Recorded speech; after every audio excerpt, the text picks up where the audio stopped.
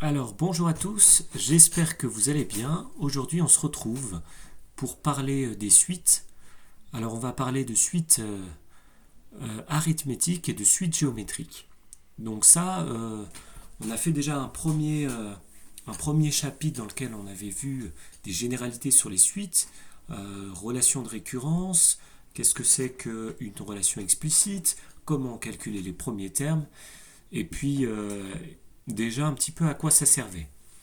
Et on avait appris également à conjecturer les limites. Donc on connaît déjà pas mal de choses sur les suites.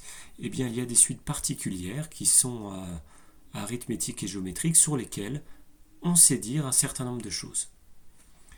Donc on va aller voir pourquoi ces suites-là, vous allez voir qu'elles sont très utilisées en fait pour modéliser, que ce soit des situations, par exemple la propagation des virus, par exemple le taux d'intérêt d'un placement en bourse que vous avez fait.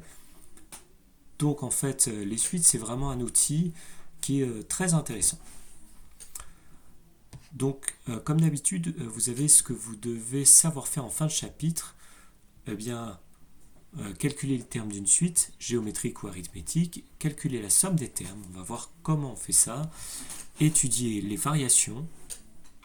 On a bien sûr tous les outils pour étudier les variations qu'on avait vues précédemment, mais on a des outils particuliers, des raccourcis qu'on va utiliser dans le cas de suite arithmétique ou de suite géométrique.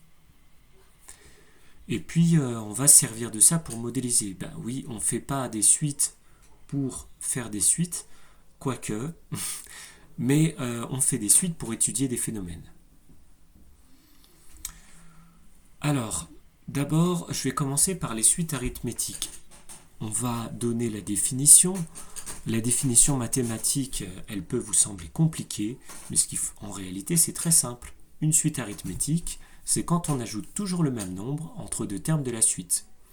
Par exemple, si je prends la suite 0, 1, 2, 3, 4, 5, 6, etc., qui est la suite des entiers naturels, eh bien entre 1 et 2, j'ajoute 1, entre 2 et 3, j'ajoute 1 aussi, entre 3 et 4, pareil.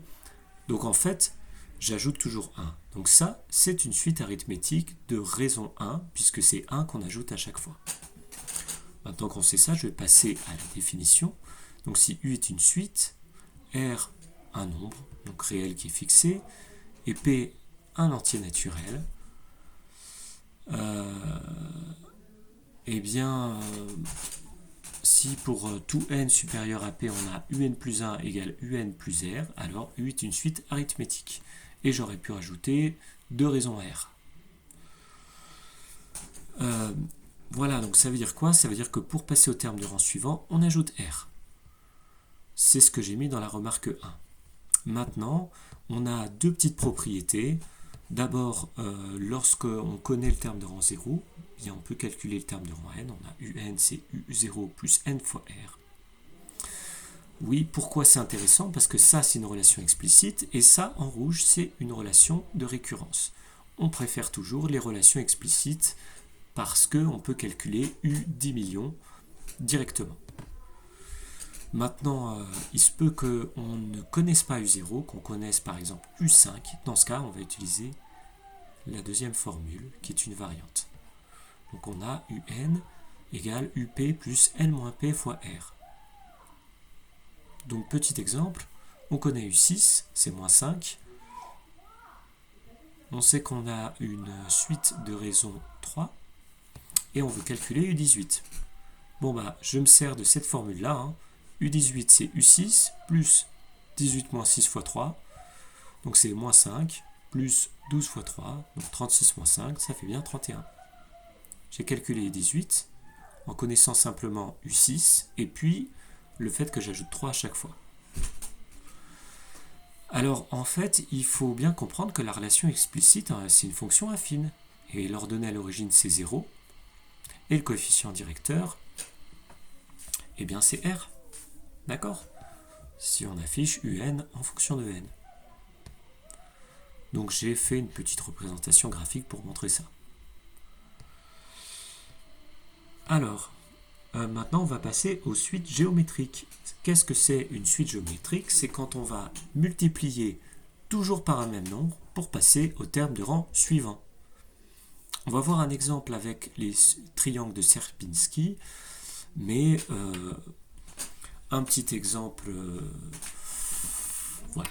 Alors, la définition, c'est quoi? Si U est une suite, Q un nombre réel, P un entier naturel, et pour tout n supérieur ou égal à P, on a UN plus 1, c'est UN fois Q.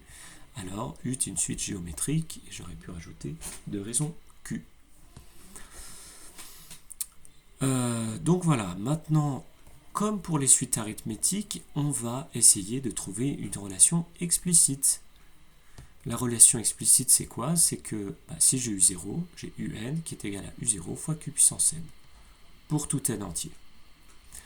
Si je ne connais pas U0, mais que je connais par exemple U5 ou U13 ou ce que vous voulez, UP, eh bien UN, ce sera UP fois Q puissance n-P. Alors on va regarder le petit exemple des triangles de Sierpinski. Donc en fait, ce qu'on fait, c'est qu'on compte le nombre de triangles bleus. À l'étape 0, il y en a 1. Et à l'étape 1, en fait, ce qu'on fait, c'est qu'on relie les milieux de chacun des côtés. Et ça nous fait 3 triangles bleus. Et puis ensuite, on recommence sur chacun des triangles bleus. Donc à l'étape 1, j'en ai 3. À l'étape 2, j'en ai 3 puissance 2. 3 fois 3. Et donc en fait, c'est une suite géométrique de raison 3. Et si je l'affiche, vous voyez que j'ai quand même une croissance de ma suite qui est très très forte. Alors, les variations.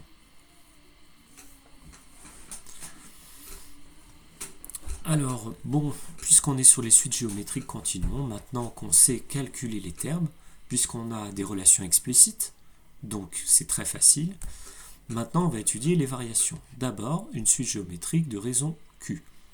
Donc, je rappelle, suite géométrique, ça veut dire qu'on va multiplier par toujours un même nombre, et que ce même nombre, c'est Q. Donc, avec UN égale U0 fois Q puissance n. Alors, si Q est entre 0 et 1 strictement, la suite est strictement décroissante. Si Q égale 1, la suite U est constante. Si Q strictement plus grand que 1, alors la suite U est strictement croissante. Donc ça veut dire quoi? Ça veut dire que pour connaître les variations d'une suite géométrique, il suffit de regarder la raison. Alors, je n'ai pas mis le cas Q est égal à 0, puisqu'on a une suite constante nulle. Et si Q est négatif, et bien là, ça va être beaucoup plus compliqué. Alors, un exercice que vous pouvez faire chez vous, c'est de démontrer, en fait, c'est cette propriété, mais il y a 3 choses à démontrer, ceci, ceci et ceci. Alors, on prend un exemple, une suite géométrique de raison 3. Le premier terme U0 est égal à 1. Elle est définie sur grand N, donc, du coup, puisqu'elle est définie pour n supérieur ou égal à 0. Et on a UN, c'est Q puissance n fois U0, donc c'est 3 puissance n. Donc, si U0 égale 1 et que la raison c'est 3, ça veut dire que tous les termes de la suite seront non nuls. Et donc, je pourrais écrire UN plus 1 sur UN sans crainte de diviser par 0. Et ce sera 3 qui est strictement plus grand que 1. Et donc, la suite U est croissante sur n. Maintenant, on va faire pareil sur une suite arithmétique et vous allez voir que ça va être le même principe.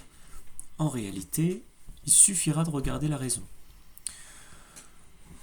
Donc, on a UN égale U0 plus n fois R. Alors, si R est positif, bien la suite est strictement croissante. Si R est strictement positif, la suite est strictement croissante. Si R est strictement négatif, la suite est strictement décroissante. Et si R égale 0, la suite constante. Alors, pareil, démontrez-le. Démontrez-le en exercice. Comment on le démontre? Eh bien, vous écrivez, pour un n donné, vous écrivez U indice n plus 1, donc le terme de rang suivant, moins U indice n. Et vous allez voir qu'en fait, tout dépend de petit r. Donc, on a une suite arithmétique de raison 2, pour un petit exemple, définie à partir du rang 4. Et puis, la raison, c'est moins 2, donc à chaque fois, on retire moins 2. Vn plus 1, c'est Vn moins 2.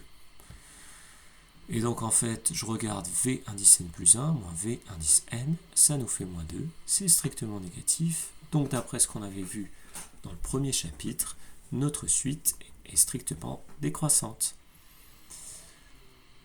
D'accord? Bon. Je crois qu'on va s'arrêter là.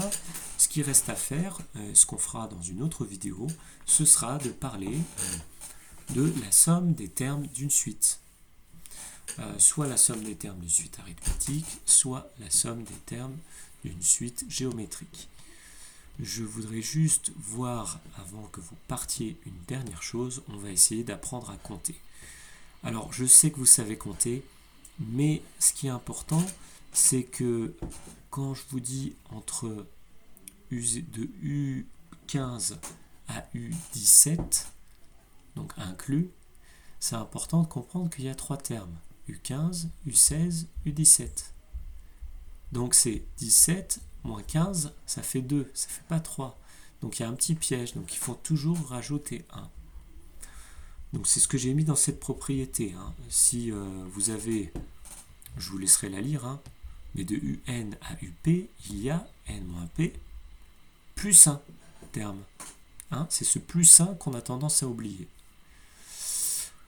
Donc, par exemple, une suite telle que UN égale N, de U0 à U14, là c'est pas un E, c'est un A, il y a 14 moins 0 plus 1, il y a 15 termes. Et vous pouvez compter, U0, U1, U2, U3, etc. Vous verrez que ça fait 15. De U1 à U16, il y a 16 termes. Ben oui, parce que là on compte à partir de 1, donc là ça va. De U5 à U11, il y a 11 moins 5 plus 1, il y a 7 termes. Pourquoi ça va être important? Parce que pour faire la somme des termes, ce que je vous ferai dans une autre vidéo, il faut savoir combien il y a de termes. Donc il faut compter. Donc on apprend à compter. Allez, je vous souhaite une bonne fin de journée et je vous dis à bientôt.